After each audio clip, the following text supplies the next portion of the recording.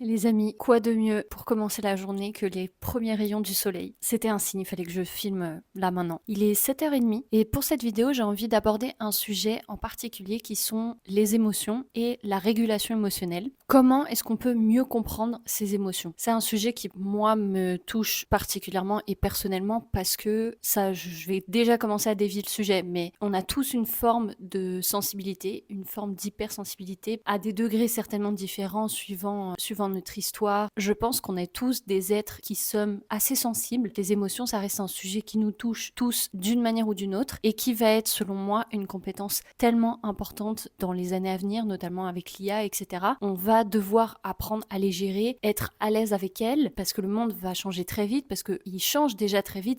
Le monde est constamment en mouvement, en changement. Et si on n'apprend pas à s'adapter, à gérer nos émotions, à être flexible et être vite réactif par rapport à comment le monde évolue, ça va être difficile d'avancer, ça va être difficile de s'adapter au monde qui arrive. Donc selon moi, ça va être une compétence qui va être tellement recherchée dans le futur et donc c'est pour ça que j'ai envie de vous en parler aujourd'hui. Puis moi aussi, ça me permet de mieux comprendre, d'approfondir un sujet et de pouvoir vous le vulgariser le plus possible et que ça soit le plus simple aussi à comprendre. Simple veut pas dire facile. Voilà, je vais peut-être vous présenter des concepts que vous avez peut-être déjà entendus ou qui vous semblent familiers, mais la vraie question c'est est-ce que déjà vous le conscientisez? Est-ce que dans votre quotidien, quand vous vivez une émotion, est-ce que vous réalisez ce qui se passe dans le corps? Est-ce que vous mettez de la conscience ou est-ce que voilà, vous vivez les émotions sans piloter un minimum? Les émotions, elles sont pas mauvaises. Il y a certaines personnes qui vont peut-être un petit peu diaboliser les émotions en mode il faut pas se laisser diriger par les émotions, prendre des décisions de la tête froide, bref. Et ils n'ont pas tout à fait tort, parce qu'il faut pas se laisser embarquer par ces émotions, faut pas se laisser diriger, faut un minimum piloter, faut être un minimum conscient pour réguler ses émotions, pour prendre des bonnes décisions, pour être en bonne santé, parce que les émotions ont un impact sur le corps, on va le voir ensuite.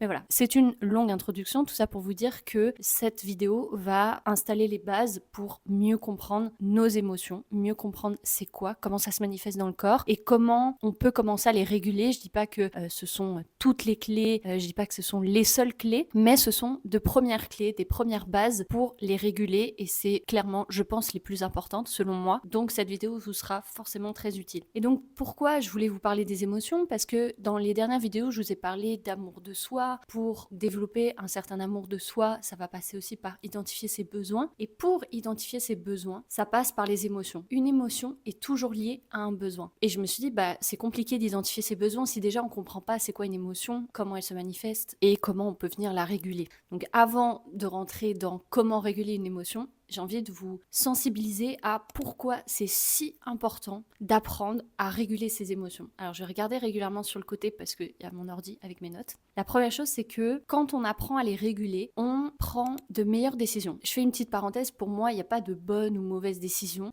C'est pas si binaire, mais quand on apprend à gérer une émotion, on n'est plus en réaction face à ce qui nous arrive, on est en réponse. Nos décisions, elles sont plus éclairées. On va prendre des décisions qui sont peut-être plus alignées avec ce dont on a besoin aujourd'hui. Quand on vit une émotion qui est désagréable, on vit de la peur, de la colère, de la frustration, l'amygdale se déclenche. C'est cette petite partie du cerveau qui nous aide à survivre. Les situations ont changé, mais nos corps restent le même. Voilà, quand on perçoit une forme de danger, l'amygdale se met en route. On n'est plus en train d'analyser notre environnement, d'avoir forcément la conscience, d'essayer d'être stratégique dans nos choix. Non, on est en mode survie. Donc on n'est pas créatif, on n'a pas une vision long terme, on n'arrive pas à essayer de décoder ce qu'on voit et ce qui se passe, prendre du recul, voir l'effet, etc. Qui seraient plus les fonctions du cortex préfrontal, donc le néocortex. Il y a une partie du cerveau qui s'appelle le cortex préfrontal, qui lui pour le coup est la partie qui va nous aider à analyser, à décider, à prendre des décisions qui sont éclairées. Et bref, si on n'arrive pas à réguler nos émotions, c'est l'amygdale qui prend le dessus et t'es dirigé par ton amygdale. C'est très vulgarisé, mais si je vous le simplifie, c'est ça en fait. Et si t'apprends à réguler ça, tu vas prendre de meilleures décisions, que ça soit dans ton couple, dans ta carrière. C'est pas tes émotions qui vont te diriger, tu vas piloter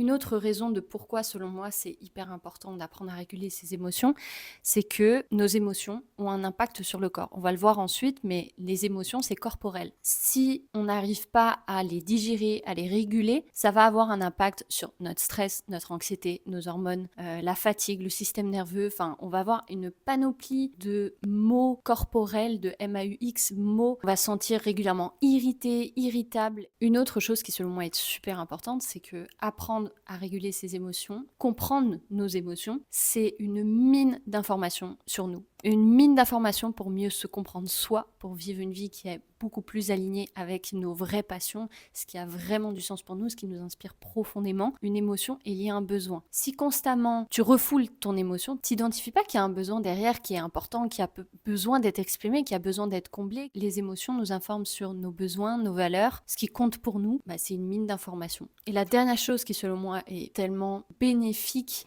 les relations avec les autres. On est des êtres sociaux. La gestion de conflits, je pense que tout le monde est touché par ce sujet-là. Quand on apprend à régler et à gérer, réguler ses émotions, nos relations sont tellement plus fluides. Ça ne veut pas dire qu'il n'y a pas de conflit, ça ne veut pas dire qu'il n'y a plus de friction, qu'il n'y a plus de mise au point à faire parfois avec certaines personnes. Non, c'est juste que quand tu apprends à régler, à réguler tes émotions, tu peux aussi mieux comprendre et prendre le pas de recul sur ce que l'autre vit. Et nos relations sont beaucoup plus pacifiées, tu peux mieux négocier, tu peux mieux influencer. Et ça, pour le coup, ça va être des compétences qui sont énormément, qui sont déjà en fait recherchées par les entreprises. On recherche beaucoup plus un savoir-être qu'un savoir-faire aujourd'hui. L'IA aujourd'hui peut tout faire quasiment. Comprendre les autres, réguler ce qu'on vit, mettre de la conscience sur comment est-ce qu'on vit quelque chose, prendre du recul et pouvoir le faire avec autrui aussi. Ça va être une compétence extrêmement recherchée dans le futur et qui, selon moi, est tellement stratégique en fait à développer. Je voulais mettre les bases juste pour vous donner envie encore plus de vous intéresser à ce sujet. C'est pas que pour les nanas, c'est pas que pour les gens sensibles. Si tu es un être humain, tu es forcément un être émotionnel. Tu n'es pas que ça, mais tu es forcément composé de cette partie-là. Et on a tous une forme de sensibilité qui est à piloter. Je dis pas encore une fois qu'il faut régler, éradiquer, mais il faut réguler. Donc, qu'est-ce qu'une émotion ? Une émotion, c'est une réaction physiologique spontanée. Donc tu peux pas contrôler une émotion, ça se régule, mais ça se contrôle pas puisque c'est spontané. C'est le corps qui t'envoie ça, tu vis quelque chose, le corps perçoit si c'est une menace ou tout va bien, si tu es en sécurité. Si tu es en danger, le corps t'envoie un signal pour venir réguler. Oh oh, danger, tu as besoin d'eux, il faut que tu agisses. La différence entre une émotion et un sentiment, c'est l'interprétation consciente de l'émotion. L'émotion, ça vient très très vite. L'information que le corps t'envoie, c'est 90 secondes. Et ensuite, nous, on interprète ça, on se fait notre petite histoire dans notre tête, et là, ça devient plus un sentiment. Mais l'émotion, c'est très rapide, c'est très spontané et c'est corporel. L'être humain, on est câblé pour un seul truc, la survie. Donc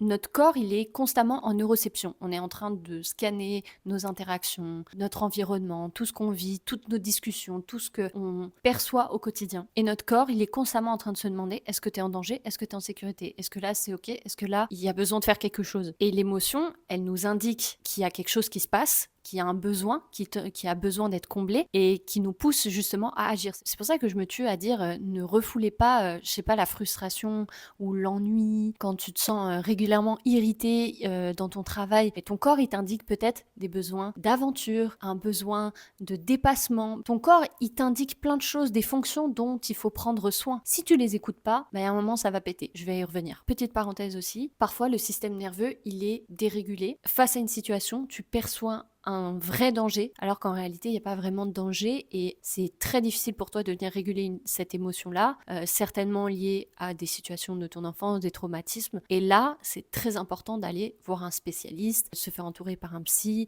par des thérapeutes, par peut-être des coachs, je sais pas, mais qui viennent t'aider et qui viennent avec toi co-réguler tes émotions. Il y a beaucoup de thérapies aussi qui passent par le corps. Pourquoi ? Parce que les émotions, après, si elles sont pas digérées, elles se localisent. Si elles sont pas écoutées, si elles sont pas régulé, ça se cristallise dans le corps. On le voit très bien avec le yoga. Moi, je passe mon temps en introduction à dire, voilà, on a des corps différents, mais de par nos histoires, on a une flexibilité différente parce que certaines émotions ne sont parfois pas digérées et elles se localisent où ?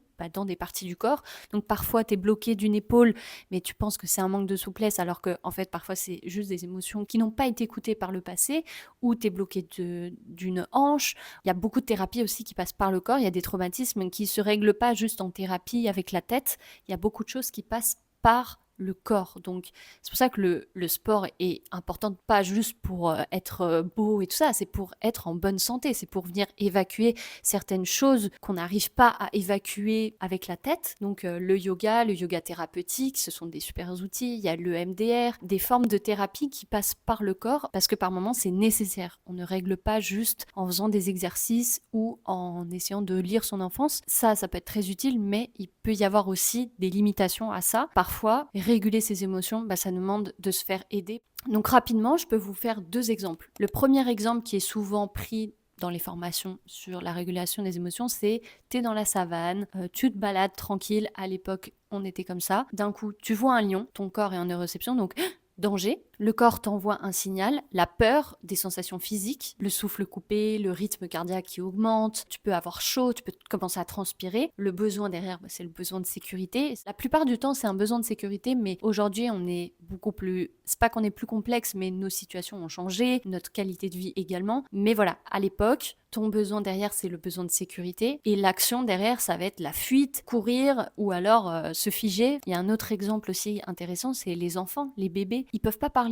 Donc ils font quoi? Ils vont parler en émotion. Ton enfant, par moment, il va hurler, il va pleurer tout ce qu'il peut. Il devient tout rouge, il est tout contracté. Il a certainement plein de sensations physiques. Et il indique quoi? Des besoins. Tu te demandes de quoi il a besoin. Tu te demandes, ok, il a un besoin, c'est quoi? Est-ce qu'il a besoin de manger? Est-ce qu'il a besoin de boire? Est-ce qu'il a besoin de propreté? Est-ce qu'il a besoin de sécurité? Est-ce qu'il a besoin d'attention? Une émotion indique un besoin comblé ou non comblé. Alors, comment on vient réguler une émotion? Comme je le disais tout à l'heure, une émotion agréable, c'est un besoin qui est plutôt comblé. Donc, quand on se sent joyeux, énergisé, en paix, on vit de la gratitude, il y a des besoins qui sont comblés. Peut-être que tu es avec quelqu'un et que tu avais besoin d'écoute, d'empathie, et en face, la personne, elle te donne exactement ce dont tu as besoin, et tu vis des émotions qui sont agréables. Tu vis de la connexion, de l'empathie, tu vis de l'écoute, tu es joyeux, tu es en paix. À l'inverse, une émotion désagréable. Donc vous voyez bien que je ne dis pas émotion positive ou négative. Quand tu vis une émotion désagréable, c'est un besoin qui est en carence. Parfois tu es en colère, tu es frustré, tu vis du doute, vexé, tendu, stressé,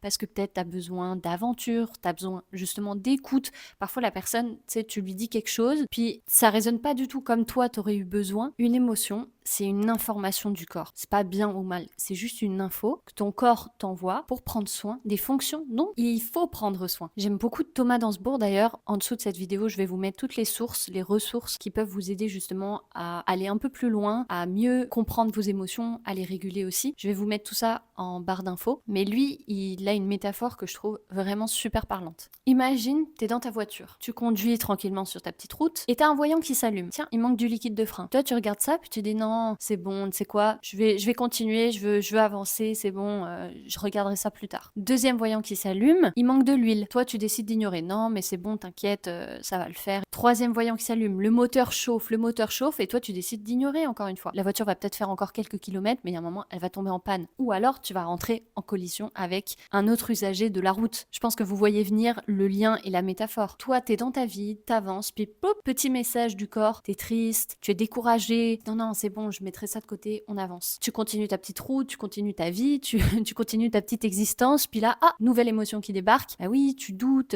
t'es frustré. Non, mais c'est bon, je m'en occuperai après. Ton corps va faire quoi? Il va vivre encore quelques moments. Tu vas peut-être mener encore quelques années tranquille, mais à un moment, le corps, il va lâcher. Burn-out, conflit avec un autre usager, avec une autre personne. On va avoir une relation qui va être bousillée tout simplement parce qu'on a décidé d'ignorer. Notre corps, il est tellement bien fait, il nous indique à chaque fois ce dont il faut prendre soin pour vivre son existence correctement, pour être aligné avec ce qui est important pour nous, pour vivre en sécurité, pour vivre une vie chouette. On a appris à réfléchir avec la tête, pas à venir ressentir, à venir connecter avec ses besoins, à venir comprendre ce qu'on vit dans le corps. Donc c'est normal si aujourd'hui ça nous paraît tellement loin et difficile aussi à appliquer. Mais voilà, cette vidéo, elle est là aussi pour vous donner comme l'introduction, vous donner les bases pour déjà comprendre ce qui se passe dans nos corps. Donc on en vient à quelles sont les premières étapes pour apprendre à réguler ses émotions. Donc la première chose, c'est de faire attention à ces signaux corporels. Pas les ignorer, pas forcément les régler, mais les identifier déjà. Qu'est-ce qui se passe dans mon corps quand on vit, tu sens que tu vis une émotion forte. Ok, il se passe quoi dans mon corps? Est-ce que j'ai ma respiration qui est coupée? Est-ce que j'ai mes muscles qui se sont tendus? Est-ce que j'ai mon visage qui s'est fermé? Je vous mets en barre d'infos une liste des signaux corporels. Je mettrai un lien et vous pourrez aller directement sur mon site pour pouvoir le télécharger. Mettre de la conscience sur les signaux corporels, les signaux que t'envoie ton corps. Pas les ignorer parce que plus tu les ignores, plus ils vont se manifester sous une autre forme et beaucoup plus fort. La deuxième étape, quand on vit une émotion qui est plutôt désagréable, c'est idéalement, ça c'est l'idéal, de s'écarter, de prendre un petit pas de recul, de sortir de la pièce si t'es avec une autre personne, voilà, de partir. Ça c'est l'idéal. Peut-être que parfois tu peux pas vraiment partir. Je vais partager les clés juste après. Mais l'idéal, ce serait de prendre du recul, aller marcher, aller respirer, expirer surtout. Inspirer, c'est bien, expirer plus longuement. Ça va être intéressant parce que tu vas activer le système nerveux parasympathique. Tu vas venir réguler, donner un sentiment de sécurité au corps. Quand tu as le souffle coupé, je ne sais pas, c'est grand-chose là. Si tu expires, c'est physiologique, tu verras, même si c'est désagréable, même si t'as pas envie de le faire sur le moment, expire le plus possible, tu verras que ça ramène de la sécurité dans le corps comprend que tout va bien, il n'est pas face à un lion, il va respirer 2 minutes et que ça va bien se passer. Tu peux bouger, secouer le corps, tu vois, comme je te disais, c'est corporel, donc c'est comme un chien, parfois, tu sais, un chien, si vous avez un chien, je pense que vous voyez très bien ce que je veux dire, quand il vit une émotion forte, après il se secoue. Mon chien, parfois, quand on le gronde, il commence à bâiller, mais en fait, son corps s'auto-régule. Nous, c'est pareil, on a besoin de se secouer, de sauter, de respirer, d'évacuer l'émotion. C'est pour ça qu'aussi faire du sport, ça nous fait du bien. Pourquoi ? Parce qu'on vient respirer d'une manière ou d'une autre. Le sport, c'est pas juste pour se muscler, c'est aussi pour venir réguler certaines émotions. Si tu peux pas partir, il y a des choses que tu peux faire. Tu peux venir t'ancrer dans le sol, poser tes 2 pieds à plat. Tu sens que tu es en danger, ton corps il t'indique que tu es en danger parce que là, ça se passe pas comme tu veux, qu'il y a des besoins qui ont besoin d'être nourris. Là, tu ramènes juste de la sécurité. Ok, là, je suis pas en danger de mort. Le problème, c'est que le cerveau, il t'envoie comme si t'allais mourir. Mais toi, là, tu t'ancres dans le sol, tu inspires par le nez discrètement, t'es pas obligé de faire super fort. Non, tu peux prendre, voilà, ton pas de recul, ou alors tout simplement indiquer à la personne, écoute, c'est quoi ? Là, j'arrive plus à t'écouter, je suis peut-être pas dans de bonnes dispositions pour t'entendre, je suis peut-être trop activée, donc je vais te laisser 2 minutes et on s'en parle après. Est-ce que tu es d'accord ? Pareil, tu peux expirer longuement, même si tu fais pas beaucoup de bruit. Tu peux inspirer et expirer longtemps. Tu verras que le corps déjà permet de s'autoréguler assez rapidement. Et juste déjà de plus être piloté par ton émotion. Frustration, colère, tu réagis direct. Là, 2 secondes, là, je commence à sentir que ma respiration elle est coupée. Je sens que je me serre les poings, que mon visage s'est tendu. Là, attends 2 secondes, je vais prendre le temps de respirer. Il y a quelque chose que j'ai oublié de mentionner à partir de ce moment-là. C'est bien de venir voilà, écouter les signaux de son corps, d'essayer de s'ancrer, de respirer, etc. C'est super et c'est important pour pas commencer à réagir n'importe comment. Pas n'importe comment, mais sans conscience, sans pilotage, un minimum. Et en même temps, c'est important aussi de vivre pleinement son émotion, de l'accueillir, de pas tout de suite essayer d'aller éteindre le feu. Son émotion, elle est là, elle a besoin d'être entendue. Et même si c'est bien de venir temporiser, réguler un minimum, juste histoire de pas d'agir sans conscience et d'exploser à la personne en face, c'est important quand tu vis, quand tu prends ton pas de recul et que tu t'écartes, si jamais tu es avec une personne et que tu dois t'écarter, de pas venir tout de suite rationaliser, essayer d'éteindre, oui, mais c'est parce que tu as un besoin qui n'est pas comblé, blablabla. Non, il y a un moment où juste tu as besoin de vivre ton émotion, tu as besoin de venir écouter ce qui va pas à l'intérieur, juste accueillir ce qui se passe. Et si tu es très en colère, si tu es très très très activé, il y a juste à venir accueillir cette colère-là. Et le truc, c'est que souvent, si la personne elle est en face, si c'est un conflit entre 2 personnes, on va exploser à la personne qui est en face de nous. Et si tu prends ton pas de recul, vraiment prends le temps de vivre ton émotion. Si t'es énervé là, tu peux sortir, aller crier. Moi, ce qui m'aide beaucoup parfois, c'est de prendre une feuille de papier puis vraiment noter tout ce qui m'énerve. Sans forcément de filtre. En fait, si tu exploses, mais avec toi-même. En CNV, ça s'appelle de l'auto-empathie. Si tu viens connecter avec toi, connecter avec tes besoins, connecter avec ce que tu vis à l'intérieur. Tu n'es pas obligé de le cracher aux autres, tu n'es pas obligé de le vivre et de le partager. Ça, c'est quelque chose que tu vis avec toi. Enfin, en tout cas, moi, c'est l'expérience que j'en fais. Pas venir tout de suite essayer de rationaliser, d'essayer de dire que tout va bien, d'essayer de dire que tu es en sécurité. L'émotion, elle est là, puis elle a besoin d'être entendue, puis d'être vécue pour pouvoir être ensuite bien évacuée et pour pouvoir être correctement digérée. Et si tu cherches tout de suite la solution, si tu es tout de suite à vouloir chercher c'est quoi le besoin qui qu'il y a derrière, essayer de régler la situation. Ça, c'est des techniques plus d'IFS, mais il y a des parts en toi qui veulent tellement s'exprimer, qui hurlent à l'intérieur. Si tu lui dis non, non, calme-toi, fais l'expérience avec un enfant qui hurle, et tu lui dis calme-toi, respire, non, c'est un peu contradictoire avec tout ce que je dis jusqu'à maintenant. Ton enfant, il a besoin d'être entendu. Ce que tu dois faire avec toi, c'est de t'écouter. Là, c'était vraiment, mais extrêmement énervé, extrêmement en colère, tu as la rage, tu débordes. Mais écoute cette partie-là, surtout ne lui dis pas calme-toi petite, on va prendre soin de toi, je t'entends, mais respire un bon coup. Et à un moment, il faut que tu exploses, il faut qu'elle te traverse. En fait, une fois qu'on comprend qu'elle doit nous traverser, qu'on est très en colère, c'est que vraiment ça aussi, ça ramène de la sécurité parce qu'elle se sent complètement entendue. Et c'est un risque de tout de suite vouloir régler, de tout de suite vouloir réguler, et que je n'ai pas assez précisé, je trouve, dans cette vidéo. Je donne beaucoup de solutions, mais en soi, la plus grosse partie du travail, c'est juste de venir prendre un temps pour soi, de s'écouter soi. Tu pourras jamais le faire avec autrui si tu peux pas te le faire à toi. Tu pourras jamais aller entendre l'autre personne si une personne est en colère vis-à-vis de toi ou qu'il y a des conflits, etc. Si tu prends pas le temps de toi vraiment t'écouter, vraiment te prendre en considération que oui, tu es en colère, que oui, tu as le droit aussi, qu'après on verra, après on va décortiquer les faits, après on va voir comment ça va se passer, etc. On va prendre le temps de respirer, de prendre son pas de recul, etc. Mais d'abord, juste de reconnaître que tu as le droit d'être en colère et que c'est physiologique, c'est normal, ton corps te l'envoie et il y a des parts en toi qui hurlent et il y a besoin de les écouter et pas tout de suite rationaliser. Si tu le fais pas avec toi, tu pourras pas le faire avec autrui, tu pourras pas le faire avec ton enfant, tu pourras pas le faire avec ton collègue. Voilà, ça me semblait important de le préciser et de le rappeler parce que je trouve que je le dis pas assez. Et quand je dis écouter, parce que j'ai beaucoup dit, voilà, faut s'écouter, etc.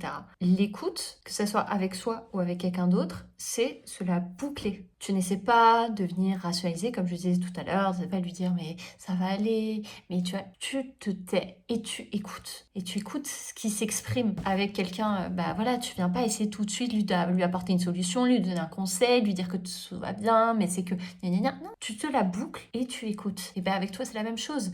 Si t'as la haine, si t'es ultra énervé, eh ben, prends le temps. Ben, moi, je disais juste avant que je prenais une feuille de papier puis je notais tout. Mais j'insulte, je crache tout ce que j'ai besoin de donner. Si j'ai quelqu'un avec moi, un bon spécialiste, si c'est quelqu'un qui sait bien écouter, c'est une compétence très difficile. Mais avec toi, c'est pareil. T'es pas tout de suite essayer de te rassurer, de machin. Non, tu t'écoutes et tu t'écoutes sans venir te juger, ce qui n'est pas un exercice facile, encore une fois. Ça, pareil, je voulais le repréciser avant la fin de la vidéo, mais je vais le faire maintenant. N'importe quelle personne, que ce soit des psychothérapeutes, n'importe quel être humain, c'est pas évident de réguler une émotion, c'est pas facile, c'est pas quelque chose qui est évident parce que c'est tellement ancré, c'est tellement physiologique, c'est primitif, c'est pas évident voilà, parce que peut-être tu vas regarder la vidéo puis tu vas te dire ah mais c'est tellement difficile. Enfin, moi c'est vraiment quelque chose dont j'ai fait l'expérience après un stage en communication non violente, donc la CNV. Je m'étais dit ah c'est tellement passionnant, etc. Puis très vite après j'ai eu plein de conflits dans mon expérience personnelle. J'ai vécu des conflits avec une collègue, avec une amie, et j'étais tellement frustrée de voir et je m'en voulais et j'étais en colère vis-à-vis de moi de me dire mais attends c'est dingue, tu fais des stages et tout puis t'arrives pas encore à le faire, c'est pas du tout évident. Et j'en parlais justement avec une thérapeute qui me disait mais en fait n'importe quel être humain, c'est pas parce que t'as tous les outils que tu sais parfois et tout de suite bien t'en servir. Non, tu peux avoir les outils mais que ça prenne du temps. N'importe quelle personne de coach, des personnes qui sont avancées, ça veut pas dire qu'on vit pas de conflits, ça veut pas dire qu'on sait pas parfois les gérer, ça veut pas dire que parfois nos émotions on arrive à piloter nickel. Non, tous les jours tu peux raffiner cette connaissance, tous les jours tu peux raffiner cette compétence plutôt. Et chaque conflit est une occasion de un peu plus te comprendre, de un peu plus venir apprendre. Ça me semblait important de le répéter avant de continuer et que tu te dises ah bah tu sais que tu finisses la vidéo, que boum il t'arrive quelque chose puis tu saches pas faire. On va pas venir se rajouter de la charge, une forme de culpabilité. Et je parle par expérience. On a le droit, c'est pas évident. On n'est pas les premiers ni les derniers à galérer. Donc voilà, chill. On apprend à chaque conflit, à chaque émotion qu'on vit, pas se mettre des attentes complètement irréalistes. Déjà, le simple fait, si un jour tu vis quelque chose puis tu le règles pas comme tu veux, juste le simple fait de après coup venir se demander ok bah comment j'aurais pu faire différemment. Là, qu'est-ce qui s'est passé? Qu'est-ce qui s'est activé chez moi? Pourquoi ça autant résonné? C'était quoi la part? C'est pour ça que c'est important, voilà, de faire cette espèce de petit exercice après coup. Mais voilà, de pas s'en vouloir si on n'est pas parfait, juste de, tu sais, mettre ça de côté, culpabilité, merci sur le côté, puis d'avancer et d'essayer d'apprendre un petit peu plus de chaque expérience. Une troisième clé aussi intéressante, une fois que tu as fait ces premières étapes, qui ne sont pas censées durer une éternité, hein, juste tu reviens dans le présent, tu ramènes de la sécurité dans le corps, tu peux revenir sur les faits. Qu'est-ce qui s'est passé en face? Attention à ne pas confondre l'interprétation et les faits. Les faits, c'est comme si une caméra filmait et il n'y a aucune interprétation derrière. Et très souvent, nous, ce qui arrive, c'est qu'on interprète tout ce qu'on vit, nos échanges, nos situations.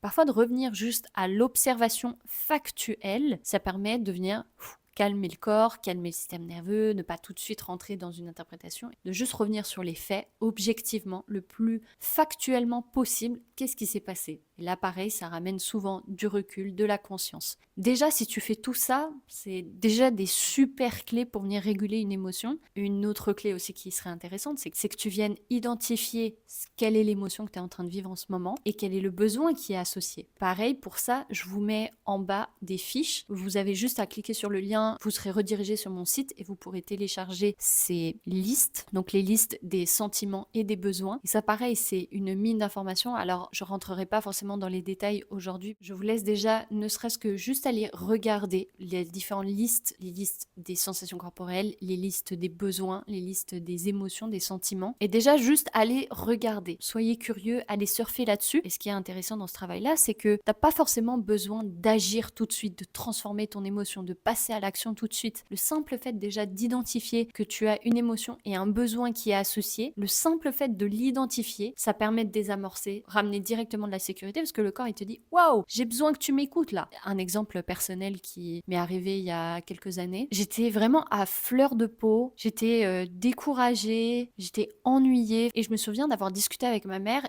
qui, je vous avais dit, est psychologue, thérapeute et qui s'est formée aussi à la communication non violente, à la CNV, où il y a tous ces outils. En fait, tous ces outils viennent en grande partie de la CNV. Et bref, on discutait ensemble, puis elle m'aidait à identifier mon besoin. Après une longue discussion, j'avais réussi à identifier le besoin qu'il y avait derrière. J'avais besoin d'aventure, j'avais besoin de nouveautés, de défis. Et ça faisait quelques semaines, quelques mois que j'avais plus de défis, j'avais plus vraiment de challenge, j'avais plus vraiment d'excitation. Et au moment où elle me dit mais est-ce que tu as besoin en ce moment d'aventure? Est-ce que c'est ça que tu es en train de me dire? Et là, j'ai fait vraiment mais ouais, c'est exactement ça. J'ai pas eu forcément à combler ce besoin, j'ai pas eu à boucler un tour du monde le lendemain pour me sentir bien. Le simple fait de l'avoir identifié, simple fait de me dire en fait c'est ça dont j'avais besoin, c'est ça qui me travaillait depuis tant de temps. J'étais plus du tout morose, enfin vraiment j'avais juste identifié ça. C'est 80% du travail, ça veut pas dire forcément qu'il n'y a pas à agir et à s'adapter justement, à devenir flexible et justement à venir combler ce besoin-là, mais le simple fait déjà de l'identifier, de dire ok tu sais quoi, je t'ai entendu, je vais prendre soin de cette fonction-là un petit peu plus tard ou je vais m'en occuper, mais je t'ai entendu, j'ai compris qu'il y avait besoin de ça. C'est déjà un gros travail, c'est déjà une très grosse prise de conscience et tu verras que ça désamorce déjà une grosse partie de ton émotion. Donc voilà les amis pour cette vidéo, j'espère qu'elle vous aura aidé. Je vous invite à aller consulter les listes dans la barre d'infos, d'aller regarder mon site justement, d'aller regarder aussi la formation que j'ai publiée, ça peut vous intéresser. Je vous invite aussi à me suivre sur ma newsletter, c'est un des liens aussi dans la description, je le mettrai clairement. J'envoie un email tous les lundis avec mes pensées brutes du moment, pas des longues newsletters, c'est des newsletters assez courtes, parfois j'envoie qu'une seule citation, un passage de mon livre du moment. Je voulais vraiment pas que ça soit une newsletter chiante à lire, longue, et quand c'est long, tu la lis pas. J'avais vraiment à cœur que ça soit quelque chose de très simple. Donc voilà, je vous mets le lien juste en dessous. Je vous remercie pour votre présence. N'hésitez pas à me dire ce que vous en avez pensé dans les commentaires. Donnez aussi vos clés. Peut-être que vous avez des clés que j'ai pas énumérées. On s'entraide ici sur cette chaîne. Donc voilà, n'hésitez pas à vous exprimer. N'oubliez pas de vous abonner. C'est ce qui permet de valoriser aussi une partie de mon travail. Ça prend une seconde, c'est gratuit et ça fait une grosse différence pour moi. Donc je vous en remercie déjà par avance et je vous dis à bientôt pour la prochaine vidéo. Salut!